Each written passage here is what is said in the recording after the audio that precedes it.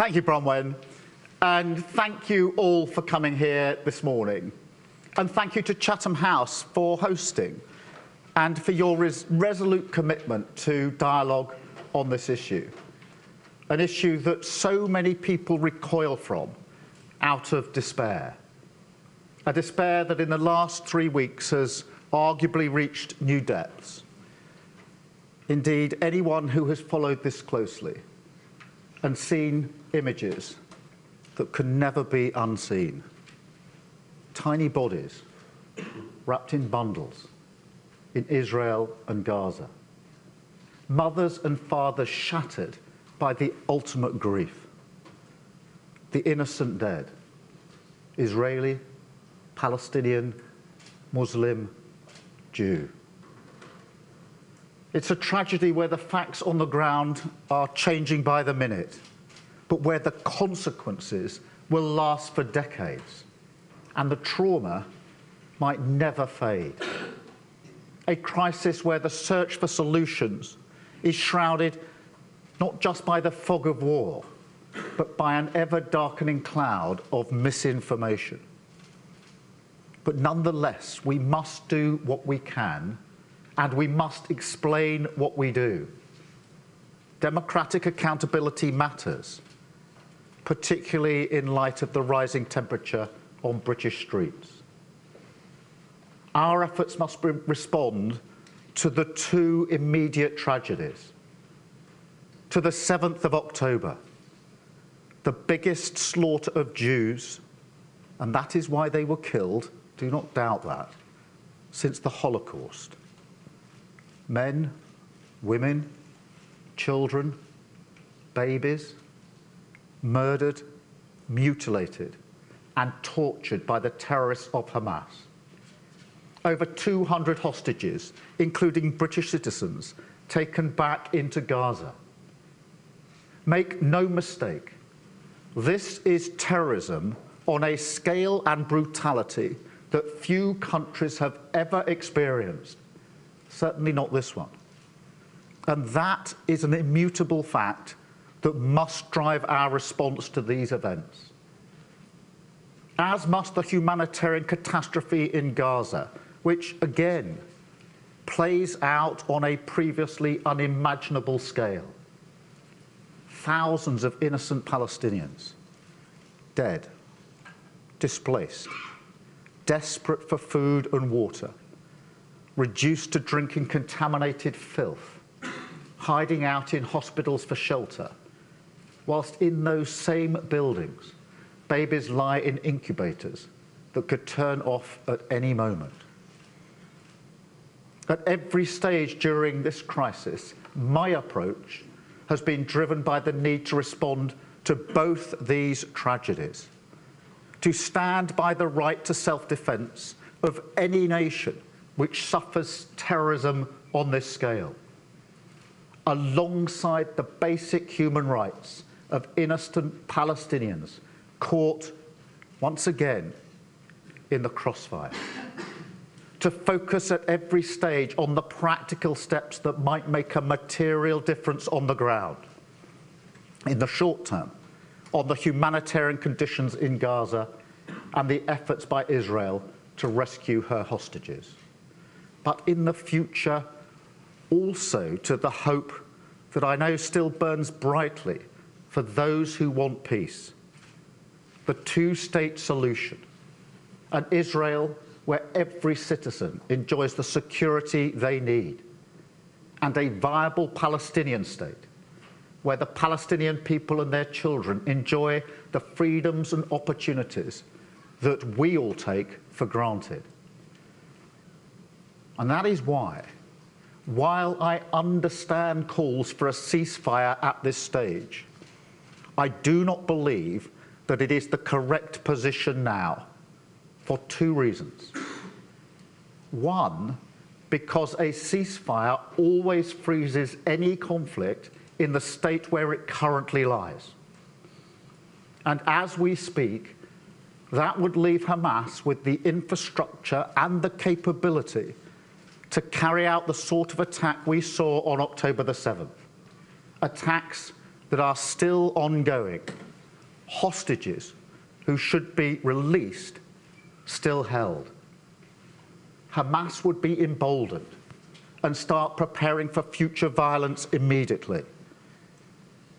And it is this context which explains my second reason, which is that our current calls for pauses in the fighting for clear and specific humanitarian purposes, and which must start immediately, is right in practice as well as principle. In fact, it is, at this moment, the only credible approach that has any chance of achieving what we all want to see in Gaza: the urgent alleviation of Palestinian suffering, aid distributed quickly, space to get hostages out. That is why is also the position shared by our major allies in the US and the EU. And I urge all parties to heed its call.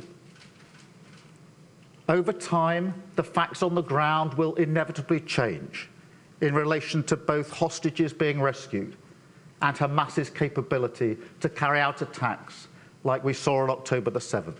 And we must move to cessation of fighting as quickly as possible. Because the reality is that neither the long-term security of Israel nor long-term justice for Palestine can be delivered by bombs and bullets. Open-ended military action, action without a clear and desired political outcome, is ultimately futile. This needs to begin now, because a political agreement, however unlikely that seems today, however painful the first steps are to take, is the only way to resolve this conflict once and for all. That is why our position and our counsel has always been that Israel must submit to the rules of international law. The right to self-defense is fundamental, but it's not a blank check. The supply of basic utilities like water, medicines, electricity, and yes, fuel to civilians in Gaza cannot be blocked by Israel. Every life matters, so every step must be taken to protect civilians from bombardment. Palestinians should not be forced to leave their homes en masse. But where they have no choice but to flee within Gaza, we need crystal clear guarantees that they will be able to return quickly. You cannot overstate the importance of this last point. In conflicts like this, the most painful blows are those that land on the bruises of history. And for Palestinians, the threat of displacement sends a shiver down the spine. It must be disavowed urgently, clearly, and by all. Because while it may feel like a truism, so often the trauma of the present leads directly to the tragedy of the future. Hamas know this. They knew Israel would have to respond. Their aim on October the 7th was not just to kill Jews. It was to bring death upon their fellow Muslims in Gaza. A plan written in blood to isolate Israel from the West, destroy its improving relations with other Arab nations, and ultimately provoke wider regional conflicts across the Middle East. That threat remains real. And I echo President Biden's sage advice to Israel to understand in its own interests why a whirlwind of understandable emotion and rage must not blind it to the fact that it is Hamas it must target. Hamas that is the enemy. Hamas brutality that must be prevented, and not the Palestinian people who must be protected. So I say again, we have to get many more aid trucks across the Rafah crossing. We have to get food, water, electricity, medicine, and fuel into Gaza. We have to preserve innocent lives. Hospitals must not be must be protected and cannot become targets. Across the West, we've been calling for this for weeks, but it hasn't happened. The siege conditions haven't lifted. That's unacceptable, and it cannot continue. The risk of regional escalation is real, and it must be prevented. And this is why millions of people across our country are rightly concerned. Concerned as well about the impact this is having on communities here in Britain. There are some who want us divided, but our approach to multiculturalism is envied around the globe. Jews, Christians, and Muslims live side by side, and this is so ordinary, it's barely remarked upon. Interfaith marriages are common. People celebrate each other's traditions and festivals as naturally as they do their own. The freedom of religious expression is uncontroversial. We don't stop often enough to reflect on how unusual this is, how Britain's modern diverse democracy is an existential challenge to people all around the world who say, this cannot be done. Something we've worked hard for through the generations, and that at moments like this, we have a responsibility to fight for.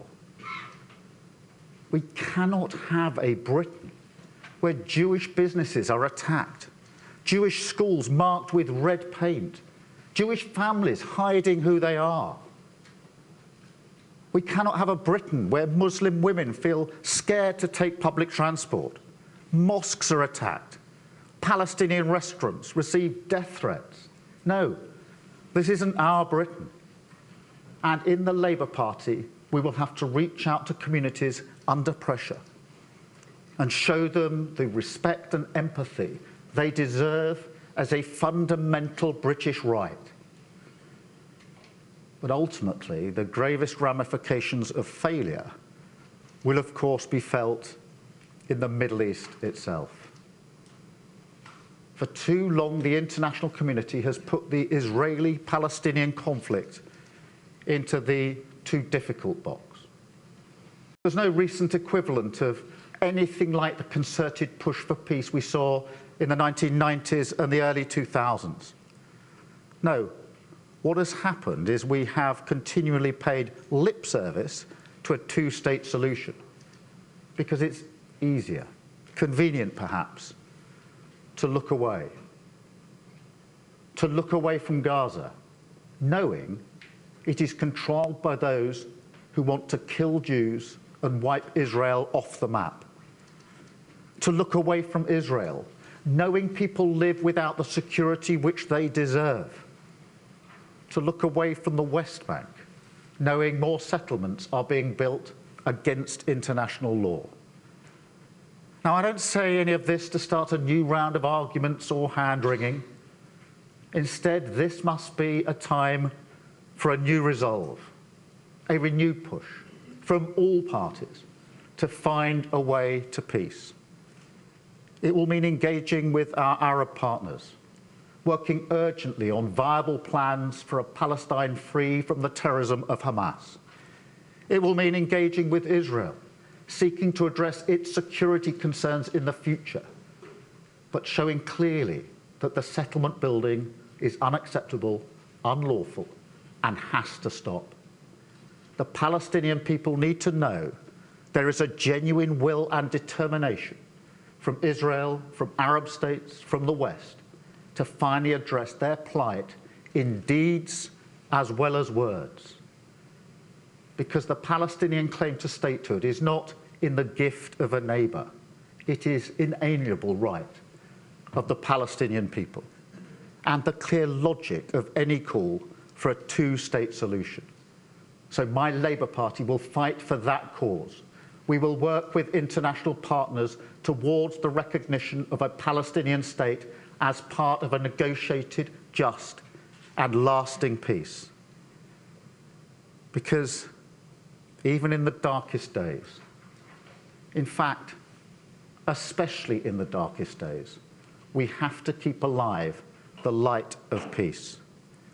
Fight, despite the horror of the present, for the fragile hope of the future, focusing always on the difference we can make. This is an old conflict, but it is not, and never has been, an issue that will be solved by the black and white simplicity of unbending conviction. Rather, the colour of peace, always in conflict resolution, is grey. And in the coming days and months, we must do everything we can to fight for it. Thank you very much.